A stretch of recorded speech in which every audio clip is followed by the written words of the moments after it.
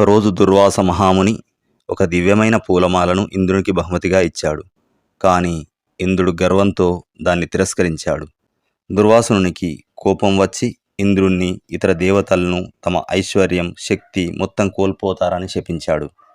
తమ శక్తిని, వైభవాన్ని కోల్పోయిన దేవతలు బ్రహ్మదేవునితో కలిసి శ్రీ మహావిష్ణువును శరణు వేడుతారు. అసురులతో సంధి చేసుకుని అమృతం కోసం క్షీరసాగరాన్ని మదించమని విష్ణువు సలహా ఇస్తాడు. మందర పర్వతాన్ని కవ్వంగా, వాసుకి అనే మహాసర్పాన్ని తాడుగా నిర్ణయిస్తారు. దేవతలు వాసుకితో ఒకవైపు, అసురులు తలవైపు పట్టుకొని మదనం ప్రారంభిస్తారు. మందర పర్వతం సముద్రంలో మునిగిపోతుండగా విష్ణుమూర్తి కూర్మావతారం ఎత్తి పర్వతాన్ని తన వీపుపై మోస్తాడు. మదనం మొదలవ్వగానే భయంకరమైన హాలాహలం పుడుతుంది. లోకాలను రక్షించడానికి పరమశివుడు ఆ విషాన్ని మింగి నీలకంఠుడవుతాడు.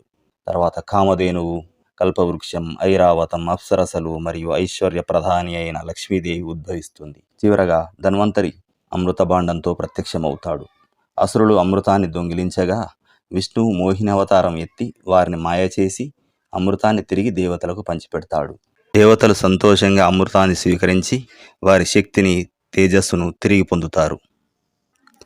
ఈ వీడియో మీకు నచ్చినట్లయితే లైక్ చేసి సబ్స్క్రైబ్ చేయండి. మరిన్ని వీడియోల కోసం మమ్మల్ని సపోర్ట్ చేయండి.